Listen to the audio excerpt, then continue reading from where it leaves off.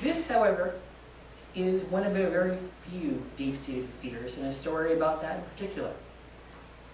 And the thing that I am afraid of is enclosed spaces, otherwise known as claustrophobia. Now, this is kind of unusual for me because I wasn't always claustrophobic, and most of the time I still am not. I've been in caves in pitch blackness and didn't have a problem with it whatsoever. And when I was young, I was definitely a slow-growing kid. I was the shortest kid in my elementary school, all the way up through 5th grade. And I had this habit of getting out of the way of everyone else by finding the smallest place I could find and carving myself into it. I could fit inside the podium on the stage in the auditorium, and my favorite place to read was either underneath one of the tables in my 4th grade class, or, oddly enough, on the top shelf of a cabinet system, because I'd climb up there and just sit up there, and I would arrange the content of that shelf while I was up there. So for most of the first 14 years of my life, I was not at all afraid of enclosed spaces, and I liked being in enclosed spaces. And then came a school trip when we went all the way down to Manhattan from Queens.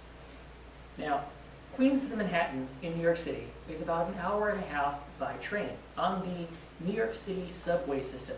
For those of you who are not familiar with it, the subway system, as seems indicated by its name, is underground, completely so. The trains in the subway system are notoriously crowded, rather, shall we say, unkept at the time of this story, and there is no sense of up or down in the subway. The stairs are dark, shadowy, and usually rather Byzantine in their windiness. The signs that say uptown and downtown are not very helpful, because which way is uptown, which way is downtown? And the maps don't show anything but little colored lines going here, there, and everywhere. And the only thing you know is what's written on the walls and on the columns and where you are at the time. Getting from point A to point B, therefore, is a matter of finding the signs, finding which way you're going, and figuring out whether you made the right decision.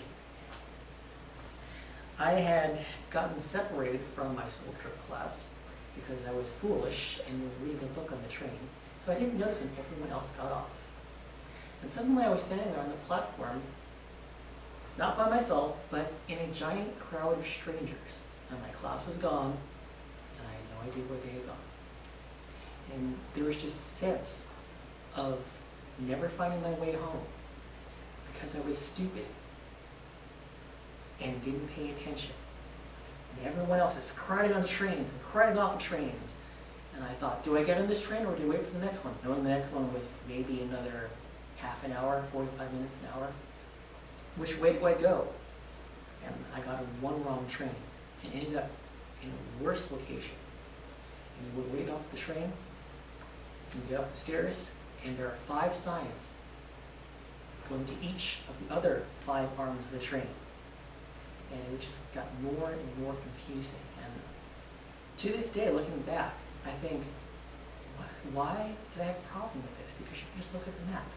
Because you can just look and say, oh, well, this is the green line. Look at the signs, the numbers, the letters, and you should be fine. But that day, I panicked. That day, I had no idea where I was going or when I was going, because there were no posted signs on where the next train was. Now, I hear that these days the trains have worked better, but today was not one of those days. They modernized the trains now, that didn't help me then. And I admit, I just completely shut down for a while. And it wasn't until a couple of police officers noticed that I was sitting there on one of the train benches, curled up. And they asked, are you lost? I said, yes, I'm very lost. Do you know which stop you're going to?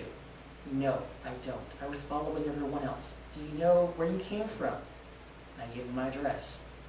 And they said, okay, I think your closest stop is this. Does that sound right? I said, yes, I think so. Good. You're on the wrong side of the city. You want to take this train, and this train. You want to go downstairs instead of upstairs.